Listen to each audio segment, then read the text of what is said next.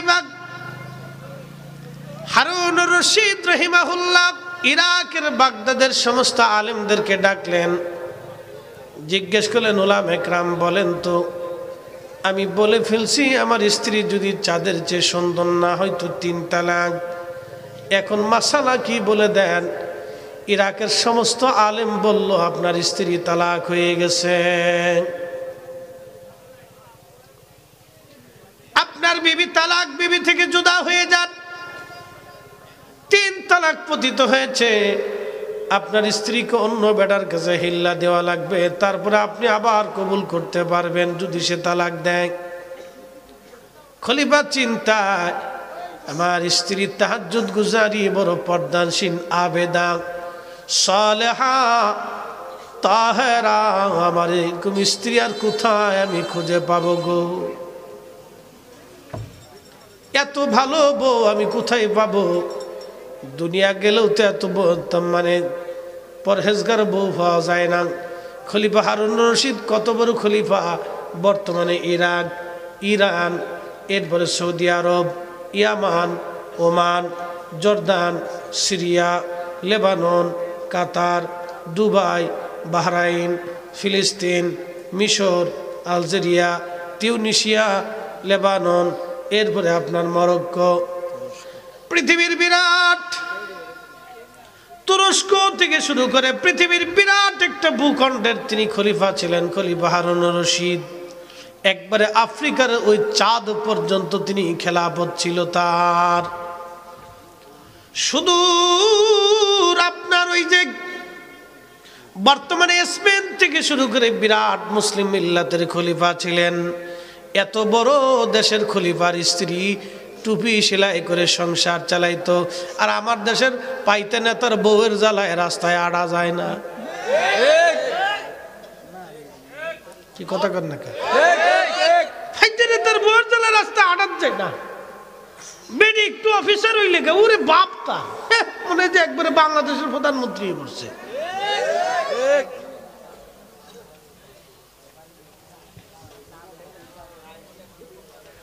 খুব মনোযোগ দিয়ে একটু কুমাই, এটা তো ওজন হয়ে গেছে গা, সর্বনাশ, এদের ওজনে ওয়াজ যাইব গা। বাপরে বাপ, কত গুলি দিছে রে। আচ্ছা একটা রাহি দেন, থাক না একটা বেটার কেউ যে হুজুর বিয়ের সময় ফুল পাইল না, ওয়াজে পাইতো। যাক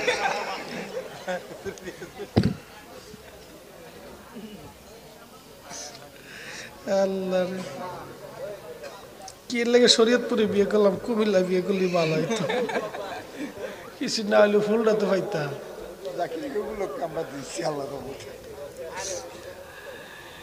একসাথে জোরে বলি তো আল্লাহু আকবার।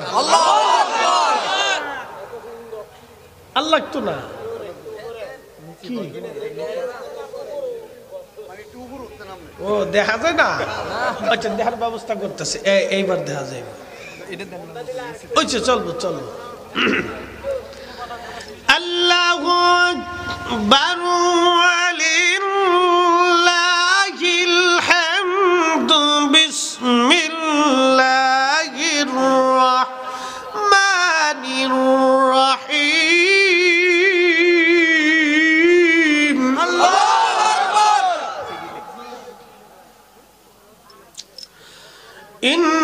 ইন্নাল্লাহা ইয়া'মুরু বিল আদলি ওয়াল ইহসান।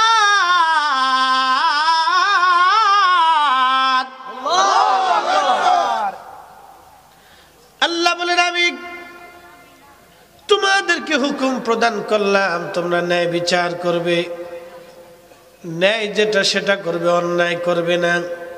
ওয়াল ইহসান, আর তোমরা মানুষকে দয়া করবে, দয়া, অন্যায় করবে না, ন্যায় করবে সব সময়। খলিফা হারুনুর রশিদ এত বড় খলিফা ছিলেন, তেনার স্ত্রীর অন্তরে কোনো অহংকার নাই। টুপি বানাইতেন নিজে, ওই টুপি বিক্রি করে যা টাকা হতো ওটা দিয়ে উনি সংসার চালাইতেন। সরকারি সম্পদ উনি খাইতেন না, বাইতুল মাল থেকে, অর্থ মন্ত্রণালয় থেকে একটা করেও তিনি নিতেন না। একবার জোরে বলেন না মারহাবা। হাই হাই হাই, এ মুসলমান কোথায় হারাই গেল এখন? হ্যাঁ, কোন জায়গায় চলে গেছে? কতদূর পর্যন্ত ডিমোশন এই উম্মতের? মসজিদের টাকা পর্যন্ত চুরি করে খায়। কতটা ডিমোশন এই উম্মতের! ছি, ও শুয়োরের চাইতে নিকৃষ্ট। মসজিদের টাকা পর্যন্ত চুরি করে খেলেছে। গরিবের অর্থ চুরি করে খাচ্ছে, গরিব মানুষের রক্ত চুষে খাচ্ছে। নবীর উম্মত শুনিয়া যান, কিয়ামতের ৭২ আলামতের একটা বদাউল আমানা, আমানতের খেয়ানত এত পরিমাণে হবে, আমানতের খেয়ানত এত পরিমাণে হবে। আল্লাহ আমাদেরকে মাফ করে দিন।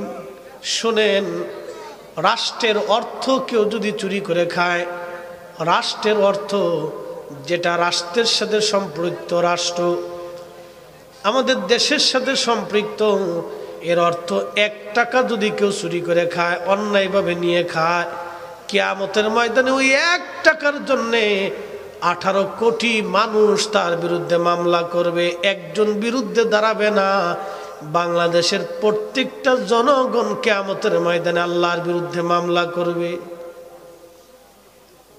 এত কঠিন এবং জটিল। হযরত আবু বকর সিদ্দিক রাদিয়াল্লাহু আনহু এই বিষয়ে এতটাই সতর্ক ছিলেন যে উনি প্রদীপ জ্বালিয়ে কাজ করতেছে, প্রদীপ জ্বালিয়ে কাজ করতেছে সিদ্দিক আকবর। ঠিক এমন সময় একজন মেহমান ওনার ঘরের মধ্যে ঢুকলেন। সিদ্দিক আকবর প্রদীপ বন্ধ করে দিয়ে আরেকটা প্রদীপ জ্বালাইলেন। মেহমান বলল, আমিরুল মুমিনিন, ক্ষমা করে দিবেন আপনি আমাকে, প্রদীপ তো জ্বলতেই ছিল, ওই প্রদীপ বন্ধ করে নতুন প্রদীপ জ্বালানোর হেতু কি, কারণ কি?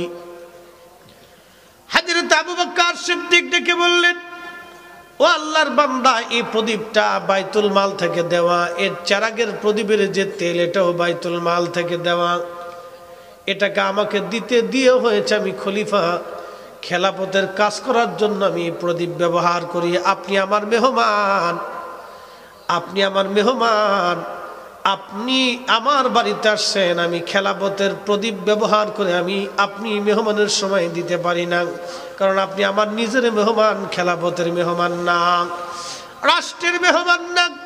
এই জন্য রাষ্ট্রীয় প্রদীপটা আমি বন্ধ করে দিয়ে আমি আমার ব্যক্তিগত প্রদীপটা জ্বালাই দিলাম, কারণ কিয়ামতের ময়দানে ওই ছোট্ট প্রদীপ নিয়েও আমি আবু বকরকে জিজ্ঞাসা করা হবে, ওই প্রদীপের হিসাব আমি দিতে পারবো না। একবার জোরে বলা যাবে কি মারহাবা? তেলের গাড়ি তেলে চলে, হাওয়ার গাড়ি হাওয়ায় উড়ে, বিনা তেলে চালায় গাড়ি নবী সুলাইমান। আমরা সেই মুসলমান, আমরা সেই মুসলমান। বাচ্চা সারার জানি নেই, খাবি খা, তবে কিয়ামতের ময়দানে হিসাব দিয়ে যেতে হবে। কি মনে করেন, মৃত্যু সত্য না মিথ্যা? মানুষ মরে যাবে, বলেন সত্য না মিথ্যা? মানুষ, আমাদের দেশের বানানো একটা কথা আছে, ম্যান ইজ মর্টাল, মানুষ মরণশীল। শুধু মানুষ মরণশীল না, আল্লাহর কোরআন বলতেছে কুল্লু নফস, সমস্ত জীব যার জীবন আছে, যায়িকাতুল মাউত, সেই মরণশীল। সৃষ্টির এমন কিছু নাই যার জীবন আছে সে না মরবে, প্রত্যেককেই মরে যাচ্ছে, শুধু মরতেছে, শুধু মরতেছে, শুধু মরতেছে। কোটি কোটি মানুষ কবরে চলে গেছে। মৃত্যু যেমন সত্য, হাসরের মাঠে আল্লাহর আদালতে দাঁড়াইতে হবে তেমন সত্য। কথা বলেন ঠিক না? দাঁড়াইতেই হবে। খলিফা হারুন রশিদ সমস্ত আলেমরা বলে ফেলছে বউ তালাক হয়ে গেছে, তো খুব চিন্তায়, আহা আমার একটা ভালো স্ত্রী, কি একটা ভুল করলাম, আমার একটা ভুলের জন্য আমার স্ত্রী কষ্ট পাবে, খুব চিন্তা ভাবনায় মনের কষ্ট নিয়ে গাছের নিচে বসে রয়েছি। তো রাস্তা দিয়ে এক যুবক আলেম হেঁটে আসতেছে, সালাম দিয়ে বললেন, মুরব্বী, মনটা খারাপ মনে হচ্ছে, দেখতে তো আপনাকে একটা সুধী সুধী মনে হচ্ছে, খুব সম্ভ্রান্ত পরিবারের লোক মনে হচ্ছে, তো মন খারাপ করে বসে আছেন। বলতেছে, আমি দেশের খলিফা হারুনুর রশিদ, আমার স্ত্রী তালাক হয়ে গেছে, স্ত্রীর বিষয়ে আমি খুব কষ্টে আছি। তো দেশের বড় বড় আলেমরা যার সমাধান দিতে পারে নাই, তোমার মতো একটা শুকরা ছেলে সমাধান কি করে দিবে? বলে, খলিফা আপনি বলেন, আমি কোনো সমাধান যদি পাই দিতেও পারি।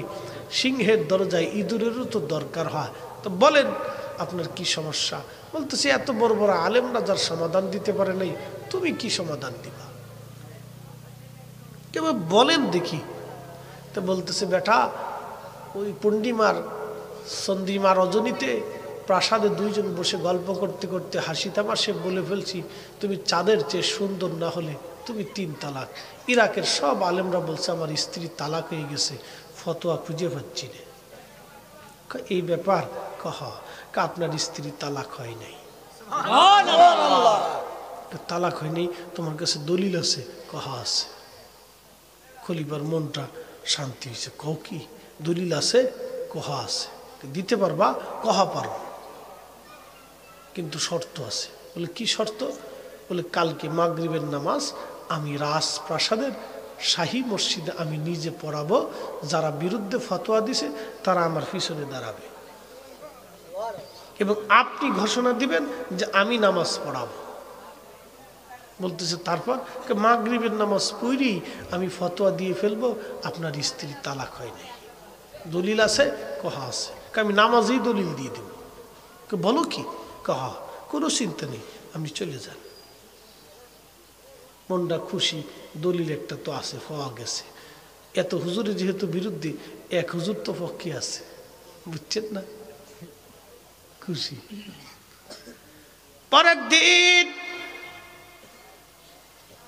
মাগরিবের সময় যুবক আলেম ইমাম ইউসুফ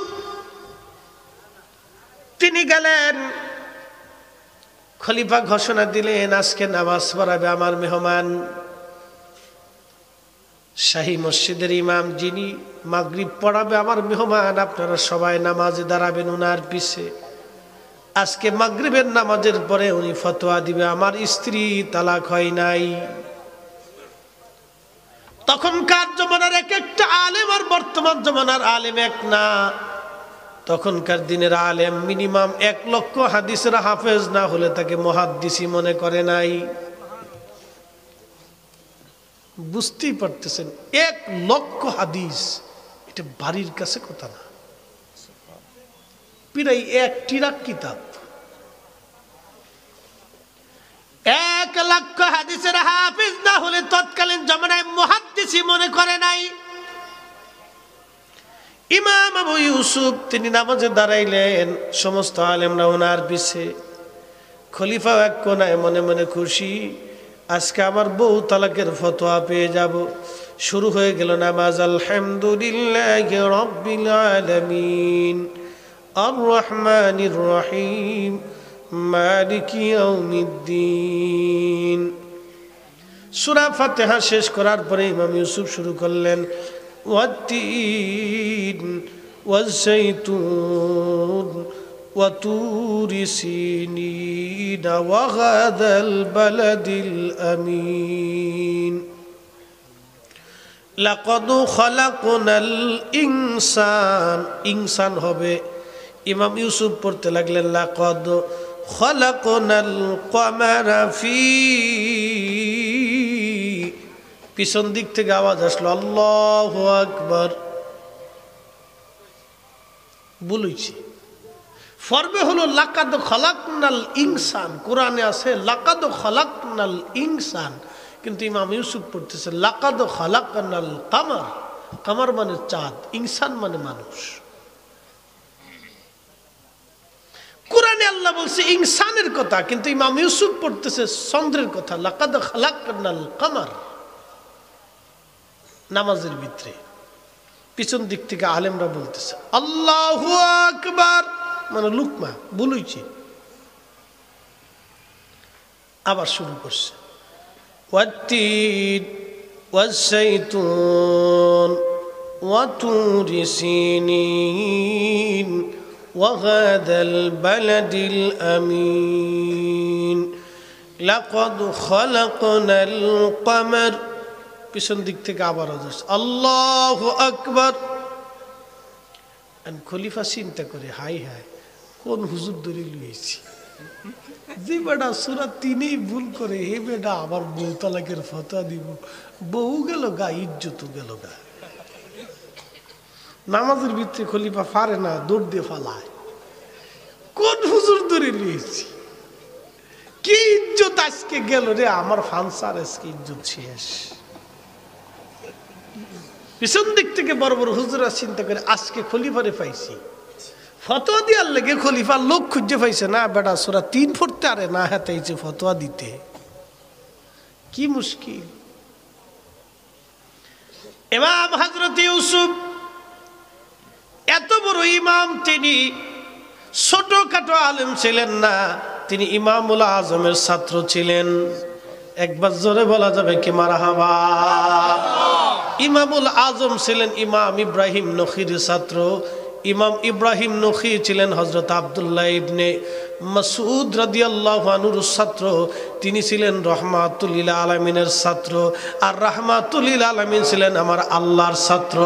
চিৎকার মেরে জোরে বলেন না মারহাবা। আল্লাহু আকবার।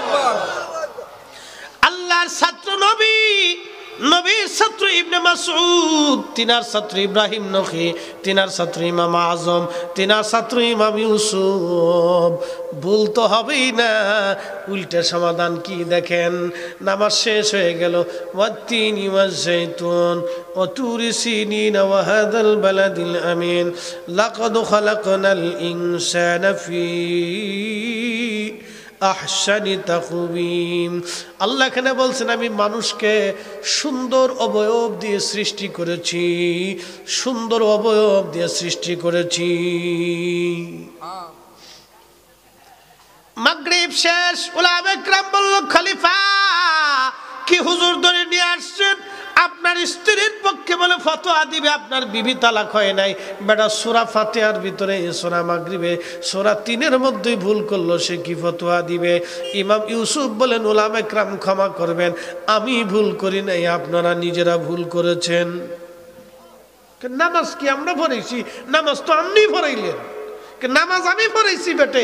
খলিফার স্ত্রীর ব্যাপারে আপনাদের কি ফতোয়া? বলে স্ত্রী তালাক হয়ে গেছে। বলে কারণ কি? চাঁদের চাইতে মানুষ কি করে সুন্দর হয়, কোনো দলিল নেই। বলে এটাই তো ভুল। কোরআনে আল্লাহ বলছেন লাকাদ খালাকনাল ইনসান, কোরআন তো আল্লাহ লাকাদ খালাকনাল কামারের কথা বলে নেই, চাঁদের কথা বলে নেই, সূর্যের কথা বলে নেই, জমিনের কথা বলে নেই, আসমানের কথা বলে নেই, জিনের কথা বলে নেই, ফেরেশতার কথা বলে নেই। আল্লাহ কোরআনে মানুষের কথা বলছে, অতএব মানুষের চাইতে সুন্দর সৃষ্টি তার কিছু হতেই পারে না।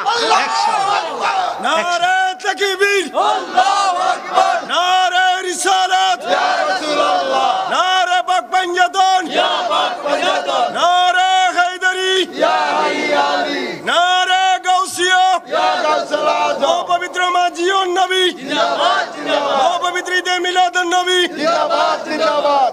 কি বুঝলেন আপনারা? কোরআনে আল্লাহ বহু কিছুর সমাধান দিয়ে রাখছে। মিলাদুন নবী, মাজিউন নবী, এগুলো সব আল্লাহর সমাধান দেওয়া আছে। কামা আরসালনা ফীকুম, ও নবী আপনাকে পাঠাইছি। ওয়ামা আরসালনাকা, আপনাকে পাঠিয়েছি।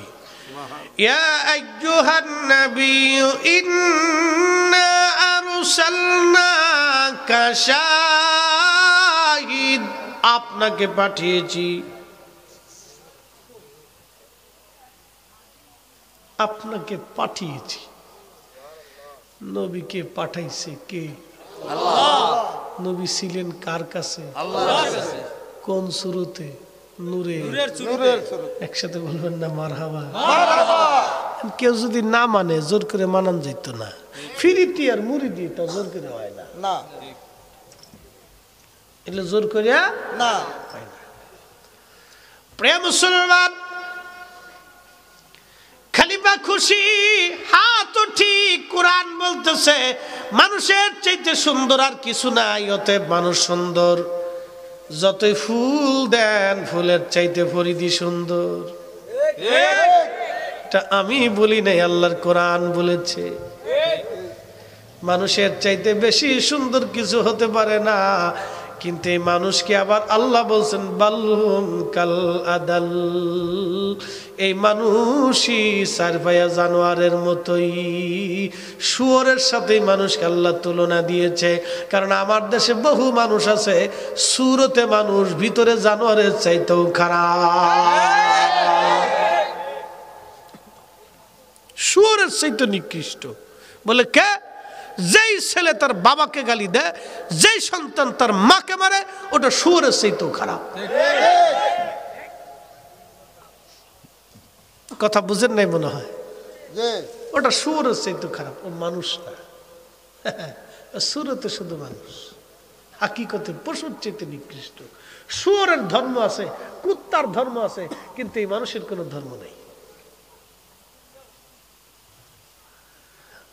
নবীর উম্মত শুনিয়া যান। এজন্য আমার আল্লাহ বলছেন তোমরা ন্যায় করবা, অন্যায় করবা না। তোমরা ন্যায় করবা, অন্যায় করবা না। ন্যায় করবা, অন্যায় করবা না। আমি নবী না মানিলাম, কি যে ভুল করিলাম, ভস্মে ঢালিলাম ঘি। মানুষ হইয়া ভবেতে আসিয়া মানুষের করিলাম কি। মানুষ হইয়া ভবেতে আসিয়া মানুষের করি। কুমিল্লার মুসলমান মানুষ হওয়া লাগবে, মানুষ। আল্লাহ আমাদেরকে দুনিয়াতে মানুষ বানিয়ে পাঠিয়েছেন, শ্রেষ্ঠত্ব দান করেছেন এই মানুষকে। আল্লাহ বলেন কুনতুম খায়রা উম্মাতিন উখরিজাত লিন-নাসি তা'মুরুনা বিল মা'রুফি ওয়া তানহাউনা আনিল মুনকার। আল্লাহর জবানে আল্লাহ বলে, হে বান্দা, কুনতুম খায়রা উম্মাহ, পৃথিবীর মধ্যে তোমরা শ্রেষ্ঠ জাত। একসাথে বলবেন সুবহানাল্লাহ। দুনিয়ার মধ্যে যত জাতি বানিয়েছি, ও আমার আখিরি নবীর উম্মতরা, তোমরা দুনিয়ার মধ্যে শ্রেষ্ঠ জাতি। তোমরা পৃথিবীর মধ্যে শ্রেষ্ঠ জাত। তোমাদের মতো উত্তম আর কেউ নাই, তোমরাই শ্রেষ্ঠ। এখন এই শ্রেষ্ঠত্ব নিতে হলে আপনাকে অবশ্যই মানুষের কাতারে আসতে হবে।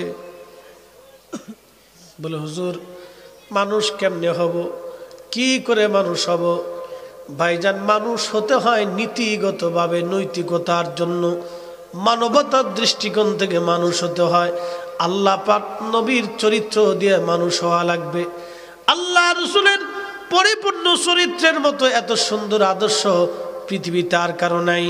আপনি যদি মানুষের মতো মানুষ হতে চান, আল্লাহর কোরআন বলতেছে লাকাদ কানা লাকুম ফি রাসূলিল্লাহি উসওয়াতুন হাসানা। তুমি নবীর চরিত্র নিয়ে নাও।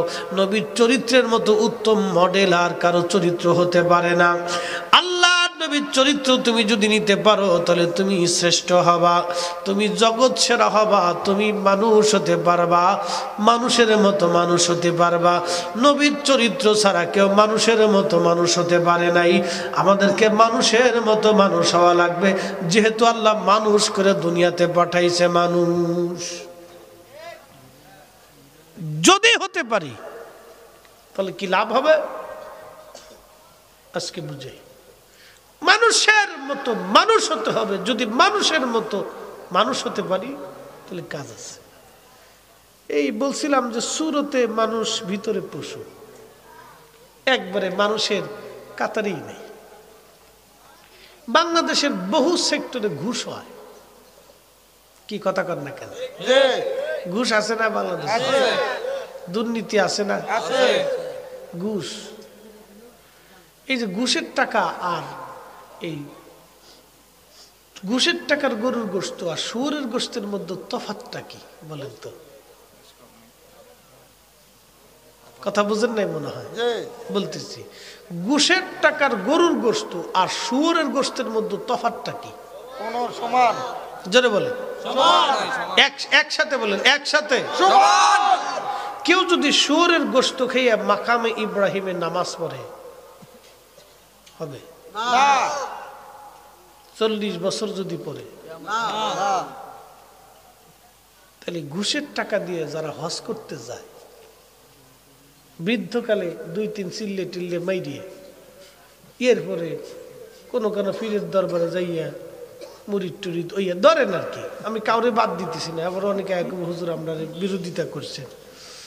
আচ্ছা, ঘুরে টুরে আইসিয়া এরপরে দাড়ি দুড়ি রাইখিয়া, আমার দিকে তাকান, দাড়ি তো তখন আগে তো স্বাস্থ্য, দাড়ি দুড়ি রাখার পরে সাদা হয়ে গেছে, দাড়ি দুড়ি রাইখে মেহেন্দি সিন্দি লাগাইয়া একবারে টুপি টাপি সাদা, দাড়ি সাদা, টুপি সাদা, জুব্বা সাদা, পায়জামা সাদা, লুঙ্গি সাদা, মোজা সাদা, জুতাটাও সাদা, তসবিটাও সাদা, যায় নামাজও সাদা।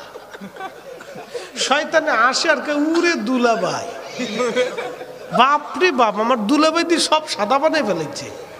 শয়তানে হাসে আর কয়, দুলাভাই তুমি সারা বছর ঘুষ টুস খাইয়ে এরপর 2-4টে বাড়ি টাড়ি বানাইয়া তোমার এই একবারে মাকাম ইব্রাহিমে কাবাগরে এসে উটের গোস্তার, দুম্বার গোস্তার, খেজুর খাইয়া এখন এই কাবাগর ধরে কাঁদতেছে। দুলাভাই তোমার মতো সিটার আমি দুনিয়ার দিই।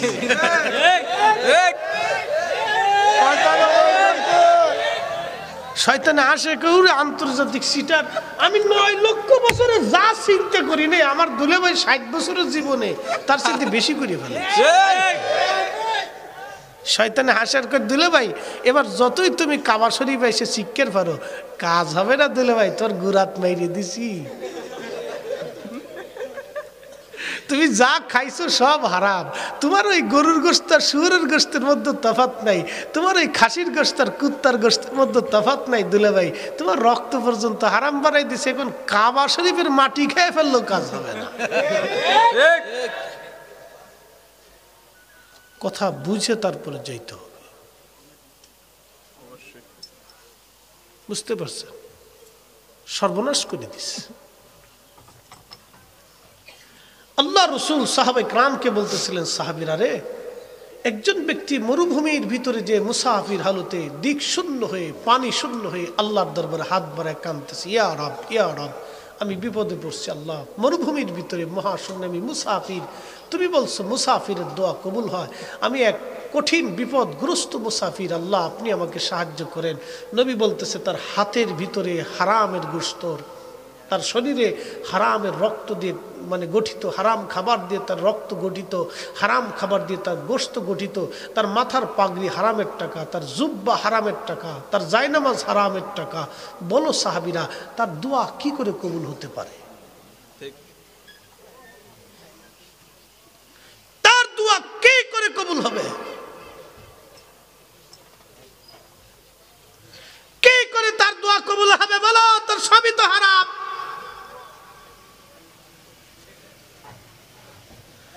বুঝে যাওয়াটা জরুরি মুহতারাম। মানুষ মনে করে যে আমি অন্যায় করব, শেষে একটু মাপ সাপ চাইয়ে দেখি বুজুর্গ হওয়া যায় কিনা। এই আমার কাছে, আমার দিকে তাকান, আপনি আমার হক নষ্ট করছেন, আপনি আমার হক নষ্ট করে আল্লাহর কাছে মাপ চাইলে কি লাভ হবে? আপনি মাকে কষ্ট দিছেন, আল্লাহর কাছে মাপ চাই কি লাভ হবে? আপনাকে ক্ষমা করবে মা। আপনি এতিমের টাকা মাইরে খাইছেন, আল্লাহর কাছে মাপ চাই কি হবে? আপনি খাইছেন তো এতিমেরটা, আল্লাহর কাছে মাপ চাইলে কি লাভ হবে? আপনি নামাজ পড়েন নাই, রোজা রাখেন নাই, হজ করেন নাই, এই আল্লাহর কাছে মাপ চাইলে আল্লাহ মাফ করবে, কিন্তু বান্দারটা যেটা নষ্ট করছেন এটা আল্লাহর কাছে মাফ চাইলে কাজ হবে না, এটা বান্দার কাছে চাইতে হবে। কার কাছে চাইতে হবে? বান্দার কাছে। আজকে একটা ঘটনা শুনাইয়া আপনাদেরকে নিয়ে দোয়া করব, বেশি রাত করব না, 2টার ভিতরে শেষ দিয়ে দেবো, চিন্তা নেই। 15 মিনিট আমাকে সময় দিতে হবে, পারবেন না ইনশাল্লাহ? একসাথে জোরে বলেন তো আল্লাহু আকবার। অ্যাটেনশন, ঘটনাটা অত্যন্ত চমৎকার। এই আমার দিকে তাকা, ওই পিছনে যারা বাদাম খেতেছিস এদিকে আমার দিকে তাকা। চলতেছে বুঝ নাই, ওর চিন্তা হলো তাবারক দিবে না কোন সময়, বুঝ নাই চলতেছে। এ মুসল্লি একবার কোনা, তোরা মনে করছে আমি চোখ বুঝি মাথার উপরে থুইছি না? আমাকে চোখের কিন্তু বিরাট পাওয়ার রে, এটা কিন্তু মারাত্মক চোখ। আমার দিকে তাকা, পিছনের কোনাত গ্রুপ এদিকে তাকা বাবা, অন্যদিক তাকাচ্ছে, ওখানে নিয়ে একটা জ্বালা। এই বয়সে প্রত্যেকটা দাঁড়ায় মুতে, বয়ে মুতে না তো, আর একটা মুততে পানি লয় না। কি কথা ঠিক কিনা? পিছনে একটা মুততে পারে, কিন্তু মুসল্লি মাহফিলে বইছে, তাকে এটাও পালা তো দেখো, অসুবিধা তো বয় যাইস না।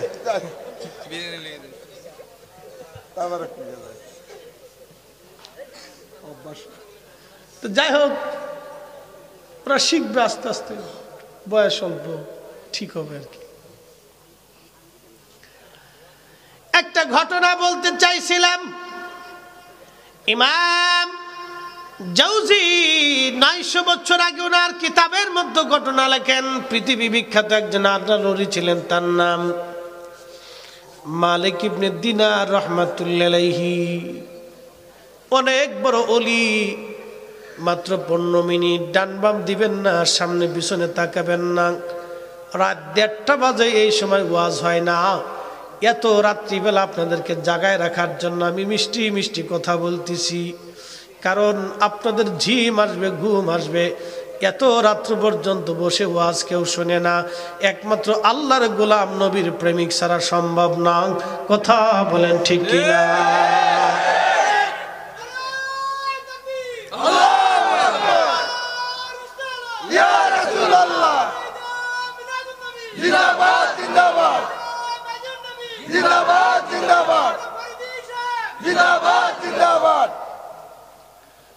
মনোযোগ লাগান। হযরত মালিক ইবনে দিনার বলেন, আমি হজে গেলাম, হজ শেষ করার পরে আমি চিন্তা করলাম, রব কার হজ কবুল হলো, কারটা হলো না, যদি জানতে পারতাম। আক্ষেপ নিয়ে রাত্রিবেলা ঘুমাইছি, স্বপ্নের ঘরে আমার আল্লাহ ডাক দিয়ে বলেন, মালিক ইবনে দিনার সবার হজ কবুল হয়েছে, কিন্তু একজন হাজির হজ কবুল হয় নাই এবং তাকে ক্ষমা করা হয় নাই। সবাই ক্ষমা পাইল, কিন্তু একজন ক্ষমা হয় নাই। সবার হজ কবুল হয়েছে, কিন্তু একজনের হজ হয় নাই।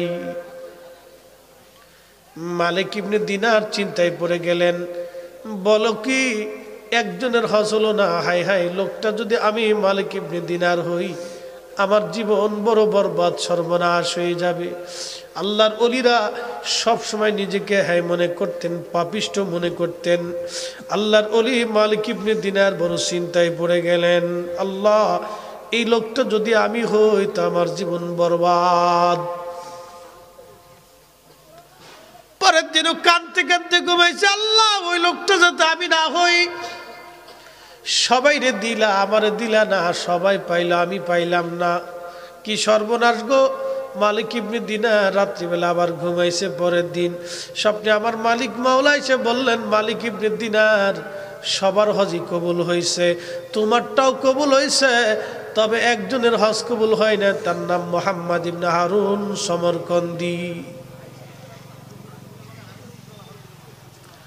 মুহাম্মদ ইবনে হারুন সমরকারা আফগানিস্তানের পাশের দেশের নাম উজবেকিস্তান।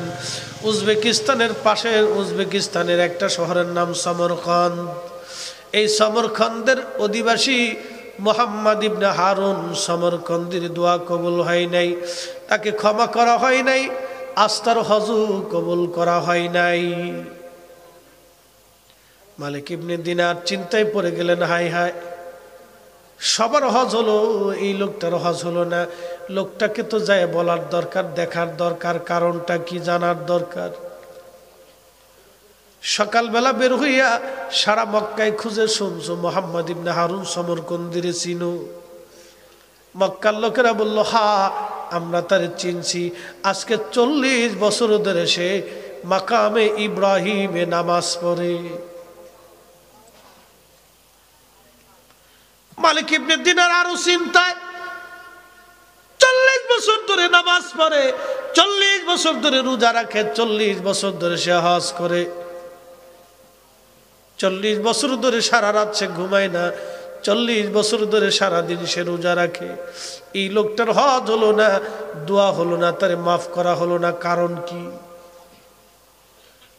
মালিক ইবনে দিনার পেরেশান হয়ে গেছে, হাই হাই, কারণ কি? লোকদেরকে বলে, লোকেরা তোমরা কি তার ঠিকানা জানা?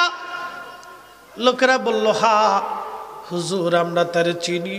সে মক্কার বিরান ভূমির ভিতরে একটা গাছ আছে, এই গাছের নিচে সে সবসময় ইবাদত করে যায়, দেখতে পারেন।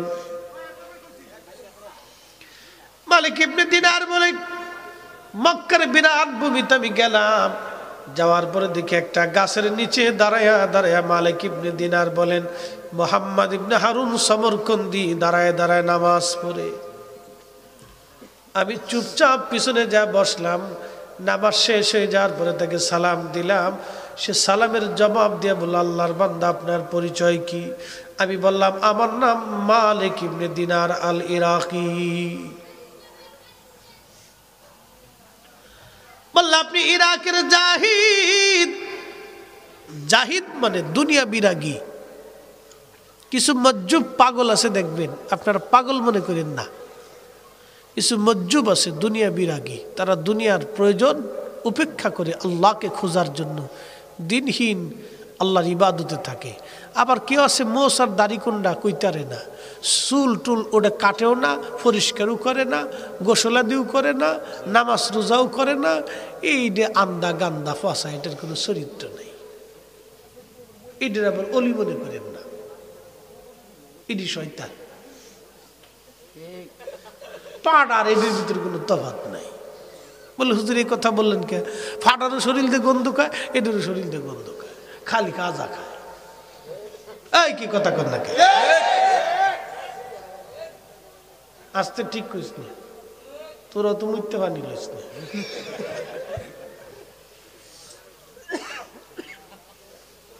ঠিকের বেলায় আছে, ঠিক ঠিক ঠিক, ও নিজে মরতে পানি লয় না।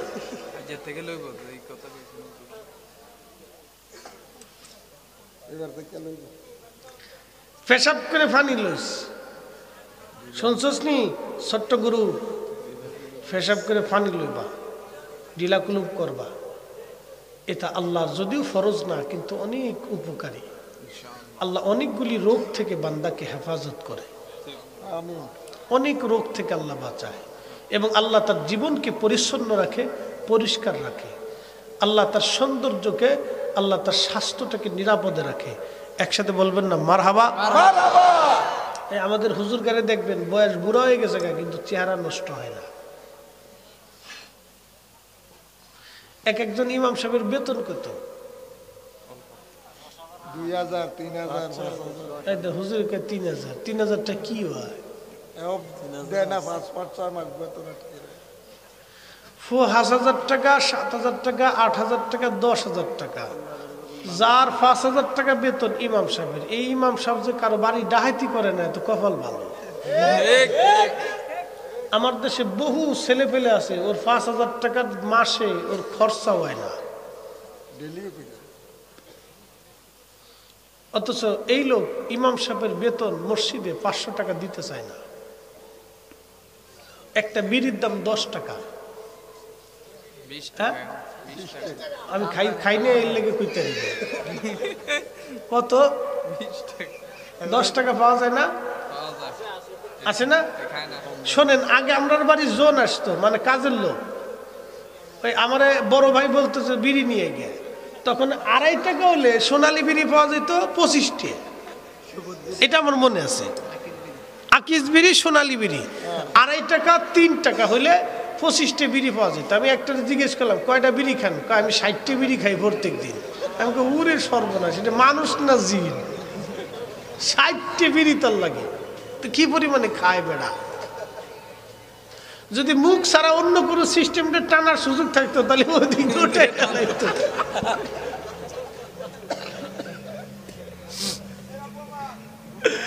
একদিন বাথরুমে ঢুয়ে দিই খালি বিড়ির গন্ধ, 10 টাকা দিয়ে কি 8 টাকা বলে বেড়া পরিষ্কার করছে, খালি বিড়ির গন্ধ কয়। হুজুর কি করবো, আপনার আগে যে ঢুকছিল হেতা বিড়ি টানছে।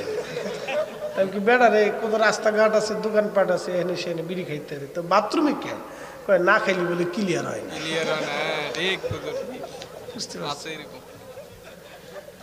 তার মানে বিড়ি হে বিড়ি ধরে নাই, বিড়ি হেরে ধরিয়া লাগছে। যত টান তত হারাম, বিপদ বিপদ। এই যে 10 টাকা করে যদি বিড়িতে যায়, প্রত্যেকদিন 5টা বিড়িও খায়, তাহলে কত 50 টাকা চলে যায়। মাসে বিড়ির পিছনে তার 1500 টাকা খরচা হইলো, কিন্তু ইমাম সাহেবের 200 টাকা দিতে এই ক্যাশিয়ারের জান শেষ করে ফেলায়। কি কথা কর না কে? ও মনে করছে ইমাম সাহেবের ঠকাই ও বেহেশতে যাইব, আবার রাত্রিবেলা ঘুমাই ঘুমাই চিন্তা করে আল্লাহ মরে যাওয়ার পরে 80টা হুর দিও, শয়তানে আশা কা উড়ে সিটা। তুই ইমাম সাহেবের 200 টাকা দেও না মসজিদে, আবার ঘুমাই ঘুমাই স্বপ্ন দেখো জান্নাতে হুর পাবা। হ্যাঁ, শয়তানে আশাকে দুলা ভাই চিন্তা করতে থাকো, ওই খালি স্বপ্ন দিয়ে যাবা, কিন্তু বেশ তো হুর পাবা না। ইমাম সাহেবের আগে টাকা দাও, ইমাম সাহেব ঠকায় না, এখনো সিটারি।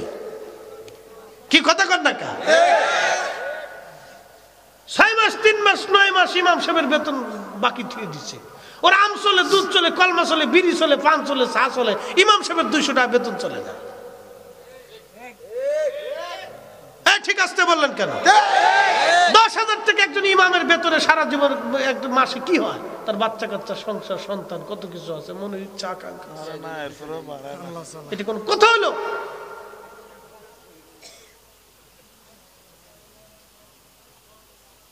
এটা কোনো কথা হইলো? মানুষ তো একটা ইনসাফের মধ্যে থাকা উচিত। মোহতারাম উপস্থিতি, কষ্টে পড়ে কথাটা বলতেছি, মানে দুঃখ পাওয়ার কিছু নেই। আবার অনেকের হুজুরের চেহারা বালা, কেন ভালো থাকে কন্ত? 10,000 টাকা বেতনে বালা কেন ভালো থাকে জানেন? দিন শেষে হুজুরের একটাই চিন্তা, আমার রিজিকের ফয়সালা আল্লাহ করে। কি কথা কর না কেন? কে করবে? আল্লাহ। আরেক বেটা ঘুষ খাইয়াও তার চেহারা বালা না, ওর সে ঘুষ খাইতে খাইতে চেহারা কুত্তার মতো হয়ে গেছে। না দেখেন, যারা বেশি ঘুষ খায়, অন্যায় করে, ওর চেহারা কুত্তার মতো হয়ে যায়। কি কথা কর না? আমি যদি খারাপ বলে থাকি তো বলবেন হুজুর খারাপ বলছেন। ও চেহারা, চেহারার ভিতরে কিচ্ছু থাকে না, ও চেহারা দেখলে বোঝা যায় এটা শয়তানি আছে অন্তরে। বাপরে বাপ, কষ্ট হইতেছে আপনাদের? চলবে চলবে সারা রাত, বলে 2টা বাজে, কিন্তু অসুবিধা নাই। আসি আসি আসি ইনশাআল্লাহ। আপনারা অনেকদিন দেন না, কালকে জোরের পরে যাবো না, লাভ কি? কালকে সকালবেলা একবার কুমিল্লার রসমালাই দিয়ে বাইত পাঠাই দিয়ে আমার জানি। বন্ধু আমার ওয়াজ শেষ। হাজরাতে মালিক ইবনে দিনার বলতেছেন, আমি সমরকন্দির কাছে গেলাম, জিজ্ঞেস করলাম, হে মোহাম্মদ ইবনে হারুন সমরকন্দি, তোমাকে একটা সংবাদ দেওয়ার জন্য আসছি। বলে হুজুর বলেন কি সংবাদ? বলে সংবাদটা হলো, আমি স্বপ্ন দেখেছি সবার হজ কবুল হয়েছে, তোমার হজ কবুল হয় নাই, সবাইকে ক্ষমা করা হয়েছে, তোমাকে মাফ করা হয় নাই। অ্যাটেনশন, আমার দিকে তাকাবেন, কথাটা অল্পতে শেষ করে দিচ্ছি, আর কথা বাড়াবো না, কারণ রাত বেশি হয়ে গেছে। মুহাম্মদ ইবনে হারুন সমরকন্দি চোখের পানি ছেড়ে কেঁদে দিয়া বলেন, হুজুর 40টা বছর ধরে 40 জন আবদাল এসে আমাকে সংবাদ দিয়ে গেছে সবার হজ হয় কিন্তু আমার হজ হয় না, সবার গুনাহ মাফ হয় কিন্তু আমাকে মাফ করা হয় না। মালিক ইবনে দিনার বললেন, ভাইরে বলবা কি, তুমি জীবনে কি অন্যায় করছো? বলে, হুজুর আমার জীবনের একটা ভুল আমাকে এই পর্যন্ত নিয়ে আসছে। বলে, তোমার ভুল কি, তুমি দয়া করে বলো। তখন মুহাম্মদ ইবনে হারুন সমরকন্দি বলে, হুজুর আমি তখন ছিলাম টাগরা যুবক, বিয়ে করেছি কিন্তু আমি নেশাগ্রস্ত ছিলাম। হুজুর প্রত্যেক দিন রাত্রিবেলা আমি নেশা করে বাড়ি আসি। শাবানের শেষ রাত, মাহে রমজান আসবে, আমি ওই রাত্রিবেলা নেশা করে বাড়ি আসছি। আমার আম্মা উনুনে চুলার পাশে রান্না করতেছিল। নেশা করে যখন বাড়ি আসছি, আমার মা আমার হাত চেপে ধরে বলল, বেটা এই শাবানের শেষ রাত্রিবেলা সবাই রমজানের জন্য প্রস্তুতি নেয়, আর তুমি নেশা করে বাড়ি আসছো, সবাই মরে যায়, কত সন্তান মরে গেল, তুই বেটা মরিস না, তুই কেন এখনো বেঁচে আসিস? মায়ের কথা শোনার পরে আমার রাগ এসে গেল। হুজুর আমি তখন আমার মায়ের মুখের মধ্যে ঘুষি মেরে দিলাম। মাকে যখন আঘাত করছি, মা রাগান্বিত হয়ে আমাকে বকাঝকা শুরু করলেন। মায়ের বকা সহ্য করতে না পেরে হুজুর মাকে জাপটে ধরে ধাক্কা দিয়ে আমি আগুনের মধ্যে ফেলে দিয়েছি। হুজুর আমি বড় অন্যায় কাজ করেছি, আমি তখন নেশাগ্রস্ত। আমার স্ত্রী আমাকে ধাক্কা দিয়ে টেনে নিয়ে ঘরের মধ্যে নিয়ে দরজায় তালা মেরে দিলেন। সকালবেলা যখন নেশার ঘোর কেটে গেল, নেশার ঘোর কাটার পরে আমার স্ত্রীকে ডাক দিলাম। স্ত্রী কর্কশ বসায় বললেন, আপনি সর্বনাশ করে ফেলেছেন। কালকে বললেন, মালিক রে, কে তোমাকে আল্লাহ রহমত থেকে বান্দাকে মাহরুম হতে বলেছে বলো? তুমি কেন খুদার রহমত থেকে বান্দাকে জুদা করো? আমার দেশের একদল আছে, খালি খালি উপবাস করবে, কাই নামাজের পরে দোয়া না করলেও চলে, না করলেও চলে, না করলেও চলে। ওরা আল্লাহর রহমত থেকে বান্দারে দূরে সরায়, ওরাই হলো শয়তানের দালাল।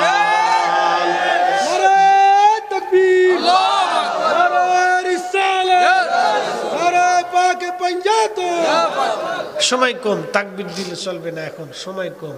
শোনেন, যারা আল্লাহ রহমত থেকে বান্দারে জুদা করে, এটা হলো শয়তান। বুঝলে বুঝপাতা, নইলে তেজপাতা, কিচ্ছু করার নাই।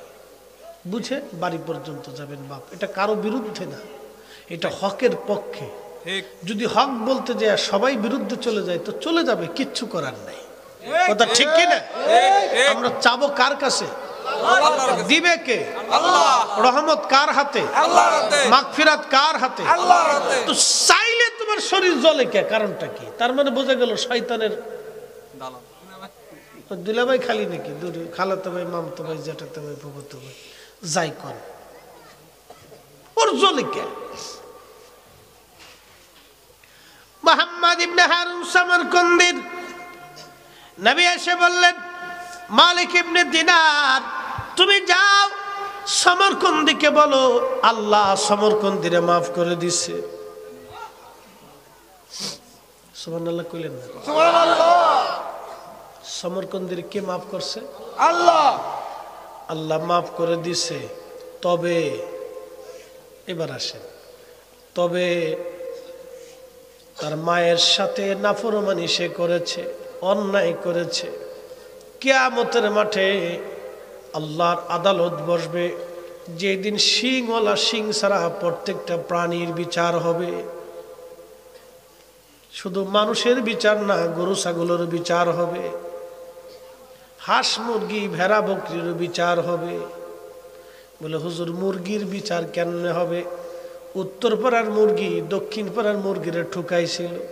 কিয়ামতের ময়দানে ওই মুরগা বলবে, আল্লাহ আমারও মারছিল। আল্লাহ বলবে, তোমরা যেইভাবে ঠকাইছিল, ঠকিয়েছিল, মারছিল, তুমি সেইভাবে তারে কামড়ায় দাও। আল্লাহর এইরকম বিচার কিয়ামতের মাঠে হবে। গরুরে বলবে, গরু, আল্লাহ উত্তর পাড়ার গরু আমারে মারছিল, আল্লাহ বলবো তোমার যেইভাবে গুতাইছিল তুমি সেইভাবে গুতাইয়ে দাও। নবী আমার ডেকে বলে মালিক ইবনে দিনার, কিয়ামতের মাঠে আল্লাহ প্রত্যেকটা প্রাণীর ফায়সালা করবে। সেই দিন আমার আল্লাহ মুহাম্মদ ইবনে হারুন সমরকন্দির মায়ের সামনে তার বিচার করবে। বিচারের রায়টা মায়ের পক্ষে থাকবে, সমরকন্দির বিরুদ্ধে হবে। আল্লাহ পাক দুনিয়ার 3 দিনের সময় 72 ঘন্টা, কত ঘন্টা? দুনিয়ার 3 দিনের সমান 72 ঘন্টা টাইম আল্লাহ পাক সমরকন্দিরে মায়ের পক্ষে ফয়সালা দিয়ে আল্লাহ তাকে জাহান্নামের আগুনের মধ্যে নিক্ষেপ করে দিবেন। 3 দিন পর্যন্ত তাকে জাহান্নামের আগুনে কঠিন, জটিল তো কঠিন শাস্তি আল্লাহ তাকে দিতে থাকবে। তারপরে 3 দিন পরে মায়ের অন্তরে মায়া লাগবে, মায়ের সুপারিশে আল্লাহ তাকে মাফ করবে। আল্লাহু আকবার। কার সুপারিশ? কথা কর না কেন? কার? কার? মায়ের। তারপরে আল্লাহ মায়ের সুপারিশে মাফ করবে। ঠিক, আল্লাহর ফয়সালা এটা। অতএব বান্দার হক নষ্ট করে কেউ যদি বুজুর্গ সাজবার চান, কাজ হবে না, এটা মনে রাখবে। কুমিল্লার মুসলমান মায়ের সাথে নাফরমানি করার জন্য আমার আল্লাহ সমরকন্দির এরকম বিচার করবেন, তারপরেও ক্ষমা হবে না। 3 দিন জাহান্নামের আগুনে তাকে জ্বলতেই হবে। কারণ মার সঙ্গে নাফরমানি করেছে। ওগো মা, তুমি এ ধরনের শ্রেষ্ঠ নিয়ামত, তোমারই পদ তলে রয়েছে জান্নাত, তোমারই পদ তলে রয়েছে জান্নাত। 40 বছর ধরে, এত বছর ধরে ইবাদত করলে একজন লোক, আল্লাহর বান্দা, মাকাম ইব্রাহিমে হাতিমে কাবায় 40 বছর একটানা মাপসা, 40 বছর একটানা ইবাদত। তারপরও আমার আল্লাহ তারে 3 দিন জাহান্নামের আগুনে পোড়াবে, শুধু মায়ের সাথে নাফরমানি করার জন্য। যুবক